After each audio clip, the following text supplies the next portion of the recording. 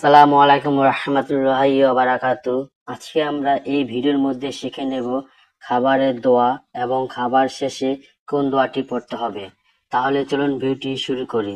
প্রত্যেক কাজের শুরুতেই বিসমিল্লাহ বলা সুন্নত। খাবারের শুরুতেও বিসমিল্লাহ বলা সুন্নত।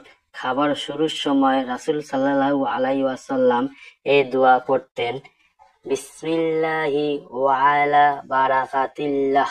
আমি দোয়াটি আরেকবার বলে দিচ্ছি, বিসমিল্লাহি ওয়া আলা বারাকাতিল্লাহ। দোয়াটির বাংলা অর্থ হচ্ছে, আল্লাহ তাআলার নামে খানা খাওয়া শুরু করছি, আল্লাহর বরকত ও প্রার্থনা করছি। এখন জেনে নেব, খাওয়ার শুরুতে যদি বিসমিল্লাহ বলতে ভুলে যাই, সাথে সাথে স্মরণে আসলে আমরা এই দোয়াটি পড়ে নেব, বিসমিল্লাহি আওয়ালাহু ওয়া আখিরাহ।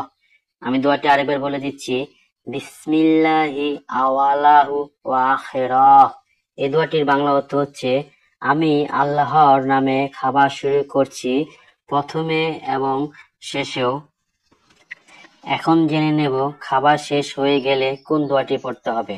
খাবার শেষ হয়ে গেলে আমরা এই দোয়াটি পড়ে নেব, আলহামদুলিল্লাহিল্লাযী আত'আমানা ওয়া সাকানা ওয়া জাআলানা মিনাল মুসলিমিন। আমি দোয়াটি আরেকবার বলে দিচ্ছি, আলহামদুলিল্লাহিল্লাযী আত'আমানা ওয়া সাকানা ওয়া জাআলানা মিনাল মুসলিমিন। এই দোয়াটির বাংলা অর্থ হচ্ছে, সমস্ত প্রশংসা আল্লাহর জন্য, যিনি আমাদের খাইয়েছেন, পান করিয়েছেন, বাসস্থানের ব্যবস্থা করেছেন, সকল নেয়ামত দিয়েছেন, আমাদের মুসলমানের অন্তর্ভুক্ত করে দিয়েছেন। এখন জেনে নেব খাবারের গুরুত্বপূর্ণ কিছু ফজিলত সম্বন্ধে। শুরুতেই বিসমিল্লাহ বলা, আল্লাহর নামে খাওয়া শুরু করা। বিসমিল্লাহির রহমানির রহিম অর্থাৎ পরম করুণাময় ও দয়াময় আল্লাহর নামে শুরু করছি। রাসূল পাক সাল্লাল্লাহু আলাইহি সাল্লাম বলেন, যে খাবারে বিসমিল্লাহ বলা হয় না সে খাবারে শয়তান অংশ নেয়, সেই খাবারে মানুষের সঙ্গেও শয়তানও খায়। সহিহ মুসলিম হাদিস।